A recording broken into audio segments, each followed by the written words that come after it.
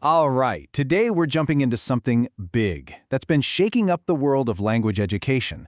It's the latest update to a tool you might know, the Common European Framework of Reference for Languages, or the CEFR.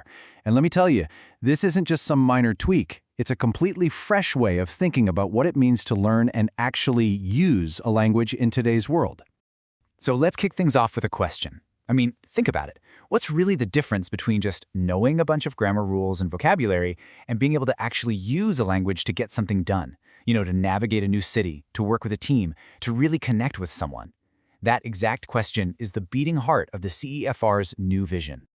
Now, to really get what's new, we got to rewind a bit and look at the original blueprint. The first CEFR, which came out way back in 2001, was an absolute game changer. For the first time, it gave everyone, teachers, students, employers, a shared language to talk about language skills. It created a standard that went way beyond just Europe. And this timeline, it really tells the story.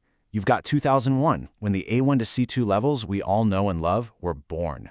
Almost immediately, in 2002, you can see it driving huge policy decisions. But then, you fast forward about a decade to 2013, and it was pretty obvious the world was a very different place. The framework, well, it needed to catch up. And its impact was absolutely massive.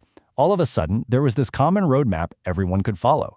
The whole focus shifted from just memorizing rules to what a person can actually do with the language, which, back then, was a pretty revolutionary idea. But the world doesn't stand still. With the explosion of the internet and how connected we've all become, it started to feel like that original roadmap had some serious blank spots. Huge parts of modern communication just weren't on the map at all. And this slide just lays it out so clearly. On the left, you've got the rock-solid strengths of the original version, those A1 to C2 levels that focus on communication. But look at the right side, the big, glaring gaps. There was nothing about navigating conversations between people, no real starting line for absolute beginners, and, maybe most importantly, nothing about how we interact online, which is, a huge part of our lives now. So to fill in those blank spots, the Council of Europe gave us the CEFR Companion Volume, and you should think of it less like a simple update and more like a complete 21st century renovation. It brings the whole framework right into the modern day. And oh man, this is where it gets super interesting. The companion volume rolls out some really powerful new concepts, a much deeper look at something called mediation, a brand new pre-A1 level for total beginners, new skills for online life, and this fantastic new idea of seeing the learner as a social agent. And this concept of a social agent is an absolutely crucial shift. The new framework says learners aren't just students passively soaking up rules. No, they are active participants, social agents, using language to get real things done in the world, to work with others, to solve problems together. It's a completely different perspective on what learning is for. Okay, let's really zoom in on one of the biggest changes here. This whole concept of mediation. This is where that idea of the social agent really starts to shine. Now, we're not just talking about translating words from one language to another. No, this goes so much deeper. Mediation is all about building bridges. The mediator is that social agent who steps in to help create understanding where it doesn't exist, whether that's because of a language barrier, a cultural gap, or just a really complex idea. So how does this actually work? Well, the companion volume breaks mediation down into 3 really practical skill sets. First, mediating a text, like explaining the key points of an article to your team. Second, mediating concepts, which is all about collaborating in a group to brainstorm and solve problems. And third, mediating communication, that super important skill of helping people find common ground, especially when things get tense. These are things we do all the time. And this quote from Enrico Picardo, who was one of the key architects of this update, just nails it. The mediator is an active person on a mission.